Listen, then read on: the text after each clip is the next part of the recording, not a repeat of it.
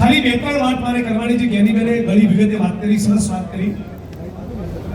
મારો સવાલ એ છે કે થોડાક દિવસ પૂર્વે મારી વિધાનસભા વડગામમાં ગુજરાતના નાયબ મુખ્યમંત્રી હર્ષ સંઘવી આવીને ગયા વડગામમાં. એના થોડાક દિવસ પછી પાલનપુરના એક કાર્યક્રમમાં રાજ્યના મુખ્યમંત્રી આવ્યા. એના પછી દેશના ગૃહપ્રધાન અમિત શાહ આવ્યા અને એના પછી તાજેતરમાં દેશના વડાપ્રધાન નરેન્દ્ર મોદી આવ્યા. ગુજરાતના ગૃહમંત્રી, દેશના ગૃહમંત્રી, ગુજરાતના મુખ્યમંત્રી, દેશના પ્રધાનમંત્રી, આ ચારેય જણાએ છેલ્લા 2-3 મહિનામાં આ થરાદ અને બનાસકાંઠાની ધરતીનો આંટો માર્યો, પણ એકવાર બનાસકાંઠાના વિદ્યાર્થીઓ, યુવાનો અને બનાસકાંઠાની સામાન્ય જનતાને એવી અપીલ ના કરી કે ભૂલથી પણ ડ્રગ્સના રવાડે ચડતા નહીં. એક વાર પણ દેશના પ્રધાનમંત્રીએ, દેશના ગૃહમંત્રીએ, ગુજરાતના ગૃહમંત્રીએ, ગુજરાતના સીએમએ એવી ખાતરી ના આપી કે જાઓ તમારા થરાદમાં, બનાસકાંઠામાં, આ સરહદી વિસ્તારમાં એક ટીપું દારૂ નહીં મળે. આપી ખાતરી? એવું કોઈ વચન આપ્યું કે આ વિસ્તારના યુવાનોની ધમની અને શિરામાં હવે પછી ડ્રગ્સનું દૂષણ ઘૂસવા દઈશું નહીં? આવી કોઈ જ ખાતરી, આવી કોઈ જ બાહેધરી, આવું કોઈ જ વચન ગુજરાતની સરકાર, ભારતની સરકાર આ વિસ્તારની જનતાને આપવા માંગતી નથી. મતલબ કે બુટલેગરોને અને અમને સંવાદદારી પોલીસને એવો સંદેશ આપે છે, તમે તારે બેન દીકરીઓ, માતાઓને વિધવા થવા દો. લંડનમાં, અમેરિકામાં, ઓસ્ટ્રેલિયામાં આઈએસ આઈપીએસ અધિકારીઓ અને ભાજપના મંત્રીઓની પત્નીએ શોપિંગ કરવાનું અને અહીં આપણી બેન દીકરીઓ, માતાઓએ વિધવા થવાનું, આ ધંધો તમે તારે ચાલુ રાખો. આવો એની અંદરનો છુપો ભાવ રહેલો છે.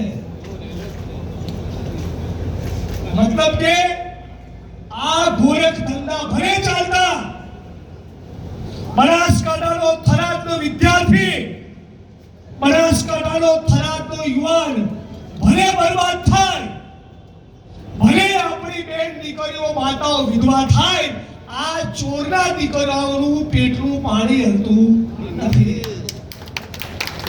તો આમનું શું કરવું પડે? આમની પાકા પાયે દવા કરવી પડે. અને પાકા પાયે દવા કરવી હોય તેનો પ્રસંગ આવીને ઉભો છે. પાડી તો કચકચાઈ 90% વોટિંગ કોંગ્રેસની તરફેણમાં કરો.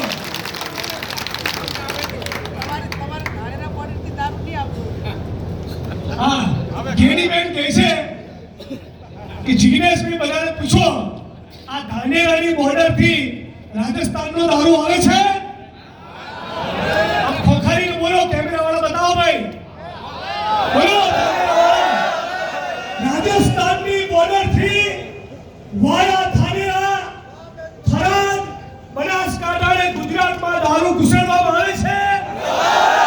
દારૂ ઘુસાડવામાં આવે છે. પોલીસની રેડ નજર છે.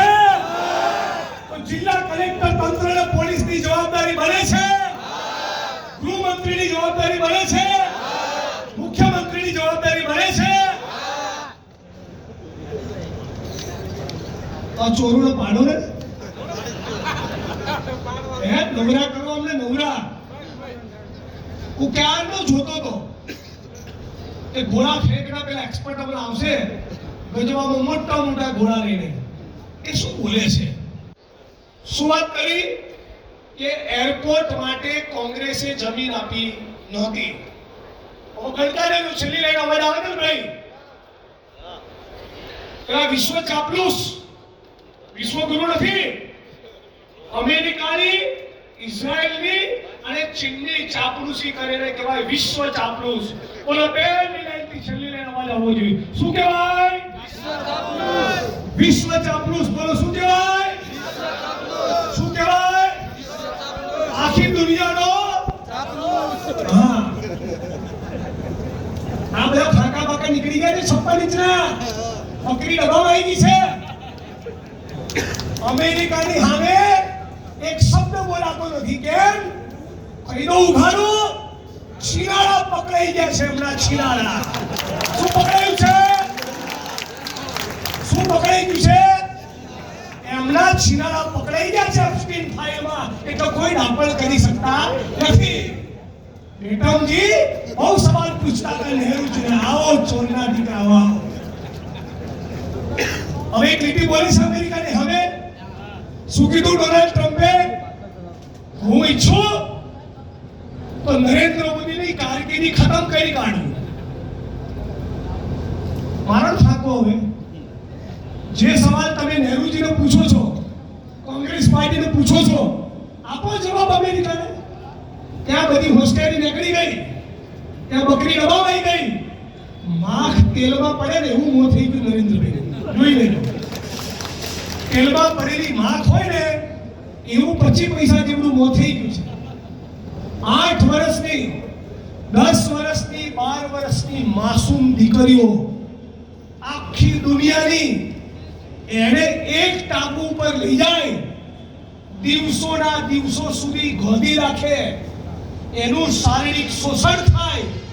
આખી દુનિયાના લૂંટેરા પૂંજીપતિ ઉદ્યોગપતિઓ એ 8, 10, 12 વર્ષની દીકરી ઉપર બળાત્કાર ગુજારે અને આખા બળાત્કારનું આયોજન ગોઠવે જેફરી એપ્સ્ટીન. અને એની સામે ગુનો દાખલ થયો અને ગુનો સાબિત થયો. એના પછી નરેન્દ્ર મોદી કે સલાહ લેવા જતા હતા. આ ભારતના ઇતિહાસનો પહેલો પ્રધાનમંત્રી છે જે દુનિયાના સૌથી કુખ્યાત બળાત્કારી અને સેક્સ મેનિયાકની સલાહ લેવા જતા હતા. અને અહીંયા ખરાબમાં તમને સલાહ આપે છે. શું કીધું? આ એરપોર્ટ માટે કોંગ્રેસે જમીન નથી આપી.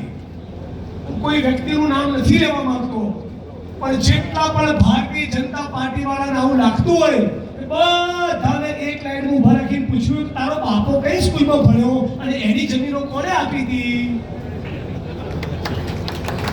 કોણે આપી હતી? હા, ગુજરાતમાં જેટલી આંગણવાડીઓ બની, શાળાઓ બની, કોલેજ બની, યુનિવર્સિટી બની, પીએસસી બન્યા, સીએસસી બન્યા, સરકારી દવાખાના બન્યા, આ પાણીની ટાંકી બની, આ મોટા મોટા ડેપો બન્યા, એ બધાની જમીનો કોણે આપી હતી? ભાઈ બોલો. મોટીથી બોલો. હવે કેવું કોણે આપી હતી? કોંગ્રેસે.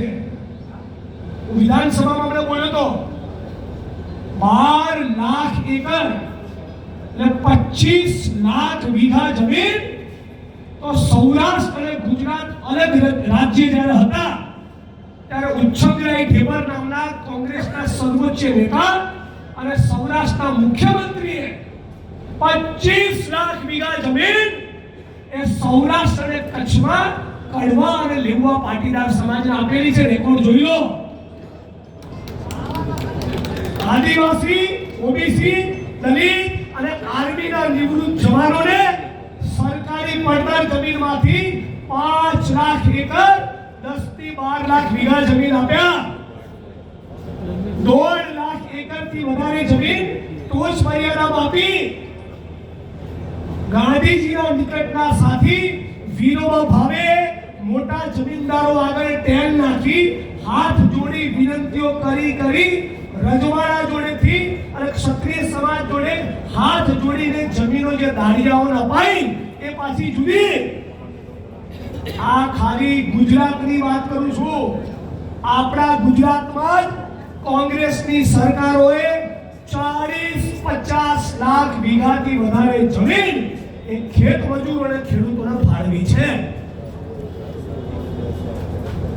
અને ભારતીય જનતા પાર્ટીએ ખાલી અદાણીને, અંબાણીને, બિલ્ડરોને, પૂંજીપતિઓને અને મોટા મોટા ધંધા શેઠોને જમીન ફાળવી છે. એમણે પશુપાલકોને, રબારીને, પરમારને, આહિરને, ગઢવીને, કોળીને, ઠાકોરને, ચૌધરીને, પ્રજાપતિને, દેવી પૂજકને, રાવણને, આદિવાસીને, દલિતોને કોઈ જમીન ફાળવી હોય તો ઇન્ડિયન નેશનલ કોંગ્રેસ ફાળવી છે. ડંકાની ચોટ ઉપર કહેવાય. અને છેલ્લી વાત, ચૂંટણી આવશે એટલે થરાદમાં અને બનાસકાંઠામાં તો આમનો મેળ પડતો જ નથી. આ એક એવો ગઢ અને કિલ્લો છે જેનો કાંકરો પણ ખરતો નથી. એટલે શું કરશે? આ દેશની માટીને, આ દેશની ધરતીને લૂંટીને જે કરોડો અરબો ભેગા કર્યા છે એના બંડલો તૈયાર રાખશે. કોઈ બી તાલુકા ડેલિગેટ, જિલ્લા ડેલિગેટ તારે કેટલા જોઈએ, આનો ધંધો ના થાય એની ખાલી તકેદારી રાખવાની છે.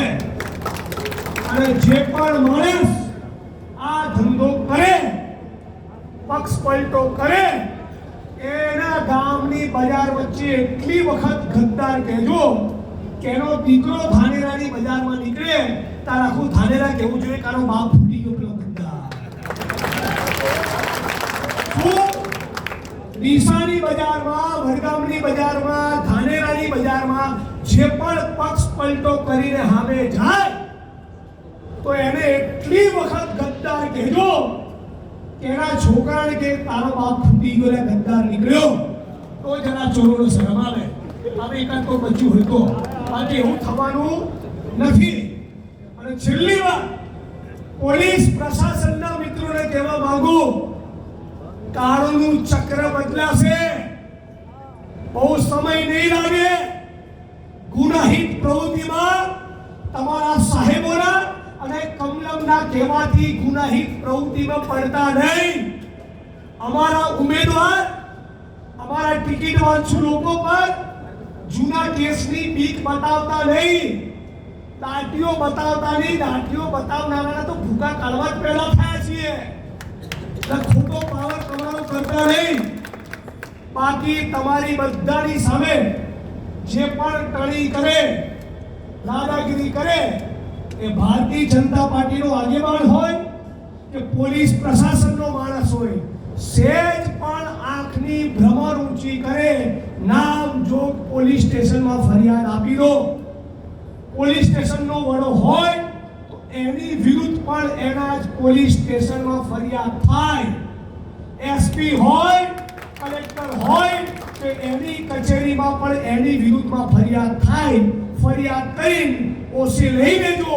એ પડ્યું 5 વર્ષે, 10 વર્ષે, 15 વર્ષે પાકે એવી દવા કરીશું, એની ગેરંટી.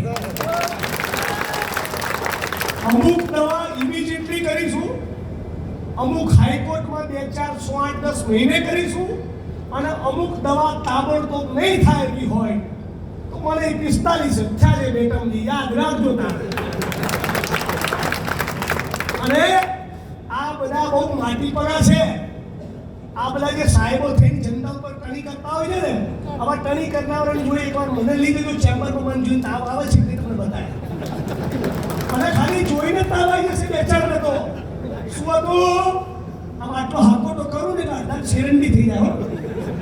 એટલે શું તાકાતથી જવાનું.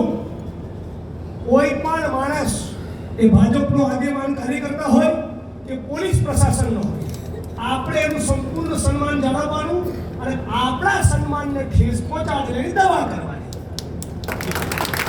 ખોટું કરવું નહીં અને કોઈના બાપનું ચલાવવું નહીં. એક જ નિયમ લઈને ચાલુ છે. એટલે પેલા રાજકોટમાં ભૂમિ કીધો કે નહીં નીકળે છે, મોહમ્મદ એક લીટી નીકળે છે. હજી રાજકોટથી તો હજી કહીશ કેમ પેલા લક્ષણ એવા છે. કાચના ઘરમાં રહેવાનું અને બીજાને પથ્થર મારવાનો નહીં. આટલું કહીને મારી વાણીને વિરામ આપું છું. તમે બધા સમજદાર છો. કોંગ્રેસ સાથે તમારા વડવાઓ પણ જોડાયેલા છે. આપણે બધા આ ગઢ, આ કિલ્લો મજબૂત અને અકબંધ રાખીએ.